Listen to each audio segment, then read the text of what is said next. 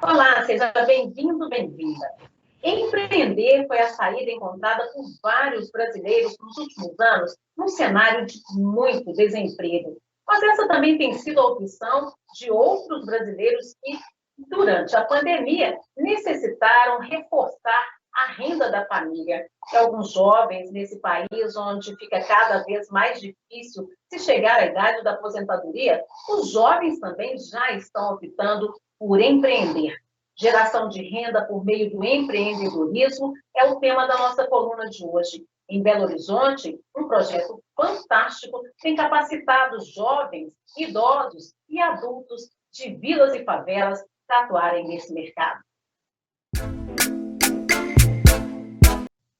A organização social foi criada em 2015 e já capacitou mais de 10 mil pessoas, entre jovens, adultos e idosos. Ela foi criada por jovens de aglomerados que se formaram no ensino superior e que quiseram transformar a vida de outras pessoas ali da região. Mas hoje o projeto já se expandiu, está em 18 estados. Eu converso com Tatiana Silva, que é uma das fundadoras e a diretora executiva do Favela.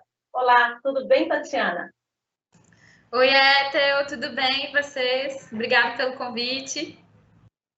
Tatiana, o projeto Favela é fantástico. Eu me detive aqui nas informações que vocês mandaram, estou apaixonada. É uma organização social que tem um guarda-chuva de projetos. Explica para a gente o que é o Favela.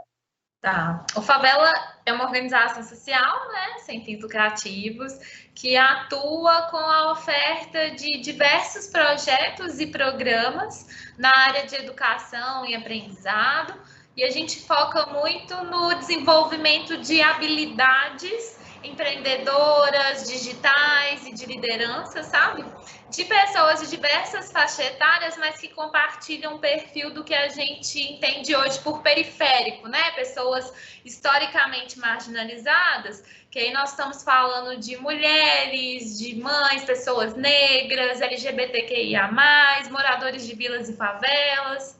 Como é que ele é realizado? Esses projetos são todos online, as pessoas das vilas, elas têm que se inscrever. Como que funciona? Tá. Começou, aí até resgatando um pouquinho da história da organização, começou muito como uma iniciativa voluntária mesmo de um grupo de jovens. A gente iniciou nossas primeiras atividades no Morro do Papagaio, também conhecido como Aglomerado Santa Lúcia. E desde o começo a intenção era ter essa perspectiva da base para a base. Então, como que a gente potencializava esse protagonismo periférico na geração de soluções à economia local. E a gente desde sempre começou a olhar para essa questão do empreender, né? Que a gente, quando a gente olha, o empreender muitas vezes, né, para muitas pessoas é algo por necessidade, não é por escolha, né? É uma questão de sobrevivência, vou vender alguma coisa ali. Mas a gente via muitas iniciativas, até nos nossos próprios núcleos familiares, morrerem em poucos meses por uma questão de falta de planejamento, o acesso a recursos já é limitado, de repente queima os recursos que nem tem, recursos materiais, financeiros, né? Então, como a gente facilitava essa jornada empreendedora das pessoas, e daí surgem as nossas primeiras iniciativas, os nossos primeiros projetos que levam trazem essa lógica de um programa que a gente chama de modelagem de negócios e projetos e também de aceleração dessas iniciativas. Então, ajudar a primeiro pensar se essa ideia que eu tenho é válida, é um bom momento de investir energia nisso, vamos dizer assim, o mercado, né, tá bom para esse tipo de atividade.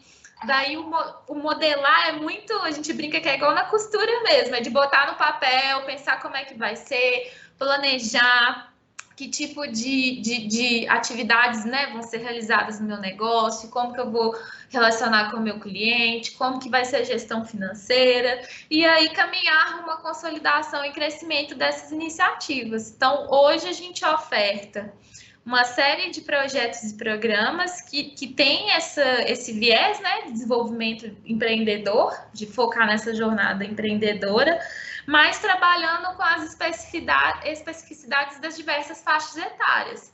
Então, para adolescentes, por meio de uma robótica, por exemplo, que ele trabalha esse letramento empreendedor, mas também foca muito no pensar o digital, na inclusão desses adolescentes, né, na economia digital que a gente vive hoje.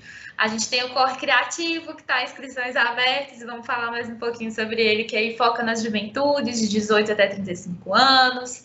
Temos o Escola, que é para o público de adultos, e o Perifa 60+, que é desenhado para pessoas, né, que estão acima dessa faixa etária e que acabam, na nossa sociedade de hoje, ainda sendo muito os arrimos de família, né, que a gente brinca, né, a fonte de renda principal de muitos núcleos familiares e que às vezes estão aí à frente de uma iniciativa que pode crescer cada vez mais se a gente pensar um pouco mais na gestão, em como fazer operacionalizar, gerenciar melhor os recursos, ferramentas, informações que a gente tem acesso.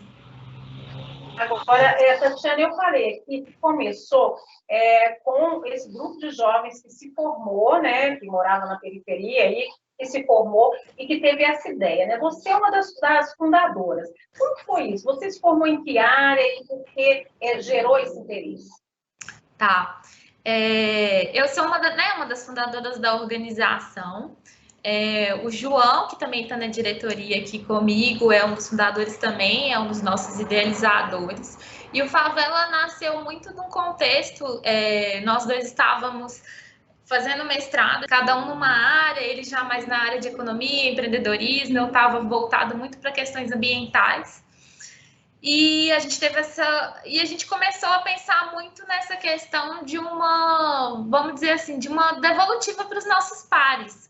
O acesso que nós tivemos ao ensino superior serviu muito para desconstruir mesmo nas nossas cabeças perspectivas de que, vamos dizer assim, soluções para melhorar a realidade, né, o nosso contexto de desigualdade social, que tem que ser meio que a lógica do nós por nós mesmo, sabe? Que se não for a gente correndo atrás para poder gerar essas transformações, as chances de terem impactos significativos são muito limitadas, porque tem toda uma vivência, né? Que a gente pode praticar muita empatia em alguns casos, mas acaba que pensar iniciativas que de fato funcionam nessa realidade de pessoas que são historicamente marginalizadas, tem muito forte essa questão da vivência, de entender o que faz sentido, qual linguagem se conecta mais, como que é a realidade que a gente vive.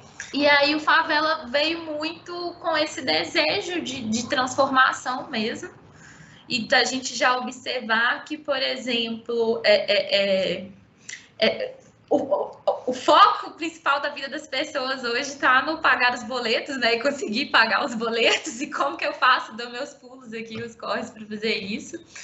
Então, a gente entendeu que era o que mais fazia sentido dedicar energia, sabe? Tipo, de como a gente levava informações, ferramentas, tecnologias que pudessem facilitar essa jornada empreendedora. Que às vezes oportunidades ou conhecimentos ou recursos que podem contribuir para um empreender de sucesso ficavam muito limitados a públicos mais elitizados, de maior renda. E aí, quem às vezes não tem acesso a isso, né, uma educação de qualidade, são questões, por exemplo, que às vezes a gente não vê na escola tradicional, né, formal, é muito difícil sair da escola já sabendo educação financeira, ou como fazer um plano de negócios, e às vezes as iniciativas que existem hoje não conseguem dialogar com públicos periféricos por diversos motivos, seja pela linguagem, são usados muitos termos em inglês, né, muitos estrangeirismos que às vezes causam um certo estranhamento, ou às vezes conceitos que a gente acha que são de senso comum, mas não são. O próprio termo empreender, a gente verificou desde o nosso da nossa primeira ação, a gente começou a fazer a divulgação, a gente estava com inscrições abertas para a nossa iniciativa piloto, e a gente saía falando muito assim, você é empreendedor, você que quer empreender. Aí as pessoas às vezes tinham um certo estranhamento, não se identificavam naquilo dali. Quando você ia conversar mais, você via que às vezes a pessoa já estava à frente de um pequeno negócio, era liderança de uma iniciativa há anos, mas se não reconhecia naquela própria palavra empreendedor, sabe? Parecia que era algo distante, sei lá, só empresário, dono de uma grande marca, com filiais e tudo. Então, desde essa linguagem a pensar como compartilhar informações em formatos acessíveis, né? A gente vive um país muito desigual, por exemplo, o acesso à internet. Hoje, por mais que a gente faça tudo no digital, a gente não pode esquecer que nós somos um país que 1 em cada 5 pessoas não tem acesso regular à internet. E aí a maioria das pessoas usa pelo celular. Às vezes tem gente que gerencia todo um negócio somente pelo celular, porque a renda está muito relacionada ao tipo de dispositivo que você acessa, né? Que se você usa o computador, um tablet, por exemplo. Então, como a gente leva informações, saberes que sejam acessíveis, sabe, para um pacote de dados limitado, para alguém que vai usar ali o celular para aprender? Tatiana, isso era uma coisa que eu ia te perguntar, porque me parece que o trabalho de vocês tem sido online, né? Eu queria saber se ele sempre foi online ou ele passou a ser online no período agora da pandemia e como é que vocês estão conseguindo alcançar esse público, porque, como você bem colocou, nem todo mundo tem acesso a um equipamento de qualidade, né? Sim.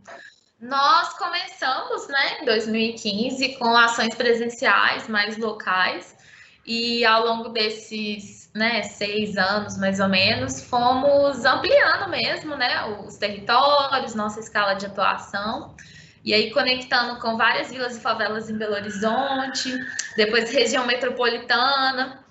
E aí as nossas atividades, todas operavam numa lógica presencial. E aí veio a pandemia e empurrou todo mundo, né, para o isolamento, para repensar a sua existência no digital. E aí o que a gente fez?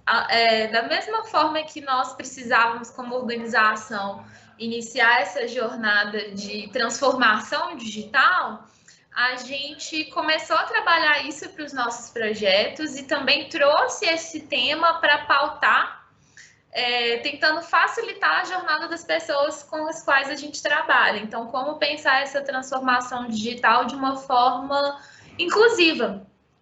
E nisso a gente começou a reestruturar mesmo os nossos projetos, os nossos programas. Desde o ano passado, todas as nossas ações têm sido executadas de forma remota, né?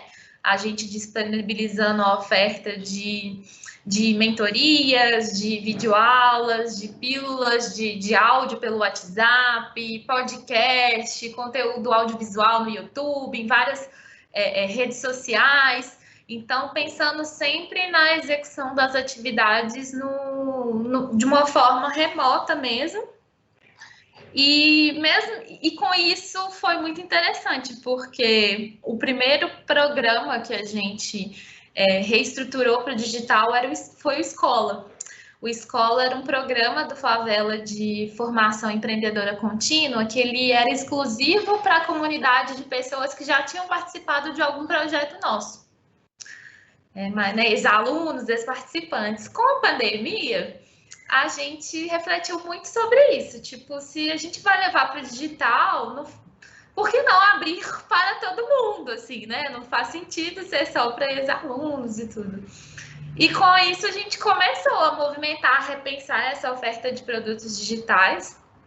E nisso permitiu a gente ampliar mesmo, a escalar nossas atividades. Criamos uma sala de aula virtual que as pessoas podem se inscrever e participar de várias ofertas que a gente tem ali, de acessar vários conteúdos. E com isso a gente passou de atender aqui, principalmente na região metropolitana, para ter pessoas conectando com favela em 18 estados do Brasil. Assim. Então, é bem sensacional. E aí, ao longo desses, né, aí da organização mesmo, ao longo desses 6 anos, já são mais de 500 projetos e negócios impulsionados, então de empreendimentos que foram movimentados de alguma forma pelas nossas atividades. 85% das pessoas que participam das nossas atividades são pessoas negras, mais de 70% são mulheres. Então, a gente é muito feliz com esses resultados alcançados e com as possibilidades que o digital trouxe para escalar mesmo, né? Para ampliar as atividades. Tatiana, e esse sucesso que vocês estão tendo até agora, ele alcançou também as pessoas mais velhas? Sim, sim. A gente vê um público, principalmente na oferta, por exemplo, do Escola, que ele está nos meios digitais, a gente vê mais o público de jovens e adultos, mas aí a gente tem um Perifa mais que tá para começar esse semestre, se tudo der certo, para poder, com o público mais idoso, a gente entende que esse letramento digital ele acaba precisando vir primeiro, sabe? Então a gente pensa muito assim na questão das pessoas mais velhas, numa oferta mais personalizada, sabe? Que vai focar bem nas especificidades. Até por isso que a gente divide um pouco os nossos programas por faixa etária. O Escola ele é aberto a todo mundo, mas a gente acaba identificando mais essa participação de públicos jovens e adultos, né? Mas para poder desenhar uma jornada de aprendizagem que faça sentido para a realidade de todo mundo. E aí o Perifa vai ter que pensar mais isso na questão do idoso. E o Corre, por exemplo, que está com inscrições agora, já olha para as características das juventudes. E para isso vocês têm parceiros, né? Sim, são muitas parcerias, assim. Todo o trabalho do Favela, ele é muito em rede. Eu acho que é isso que é bem legal, sabe? Conectando pessoas, empresas, fundações, outras organizações que trabalham aí nessa perspectiva do gerar o impacto, né? Um impacto positivo, de gerar transformação.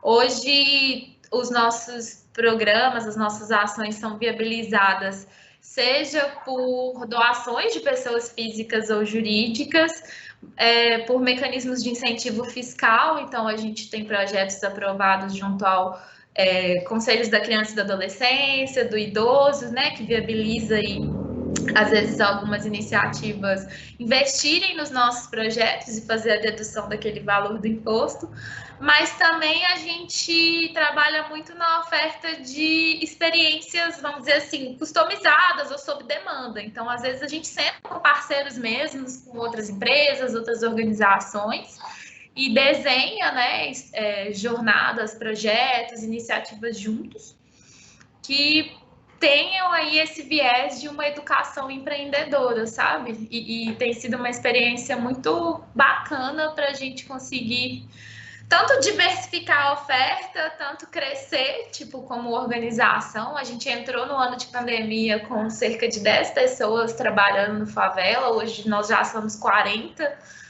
pessoas na equipe, assim, em atuações diversas. Então, é um modelo que tem dado muito certo e está permitindo a gente transformar a vida de muito mais pessoas também.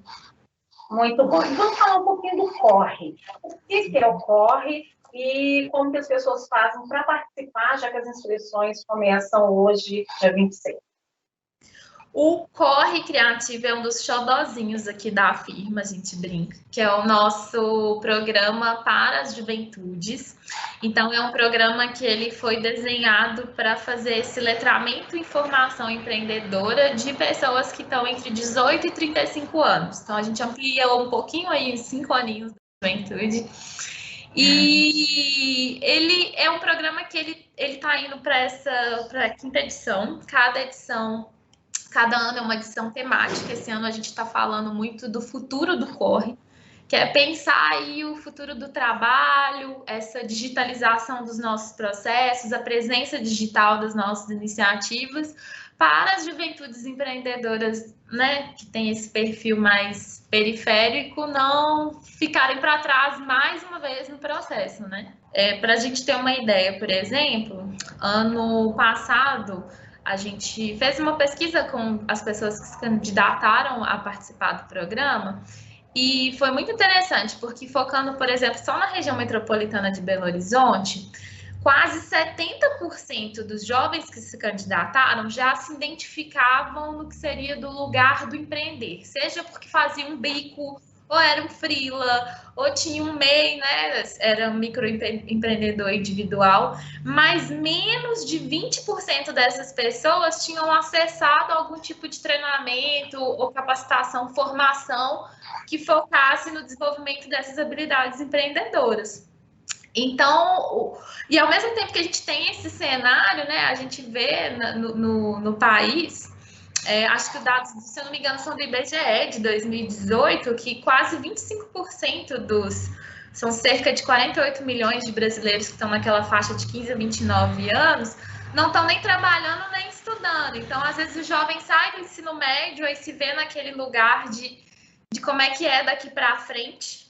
E aí o empreender acaba sendo um caminho, assim. Então, a juventude, o Corre Criativo, ele acaba entendendo que é esse momento de, às vezes, pensar uma boa ideia de negócio, de iniciativa, estruturar isso, planejar certinho para fazer que isso aconteça e dê certo.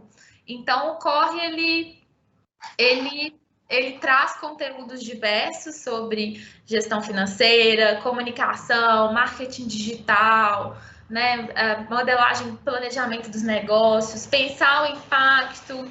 A gente trabalha muito em todas as nossas formações essa perspectiva de que a gente, né, como que todo mundo é meio que responsável pela mudança, então como que a gente tem que pensar em que tipos de impactos as nossas iniciativas geram, não somente para a gente, e nem só somente para o nosso núcleo familiar, mas para a nossa comunidade, para o nosso entorno, para a nossa cidade.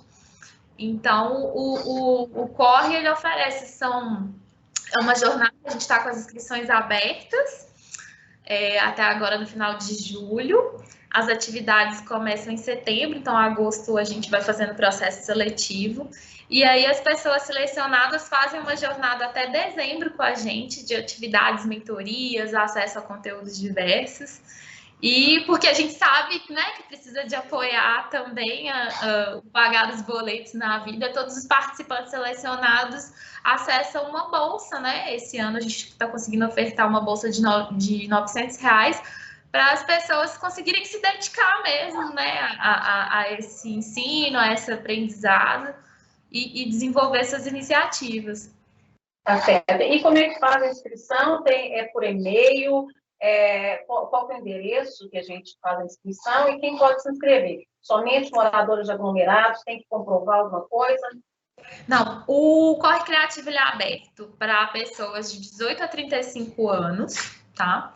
Esse ano, por ele estar sendo digital, a gente abriu a oportunidade para pessoas de todo o Brasil que estejam interessadas em participar.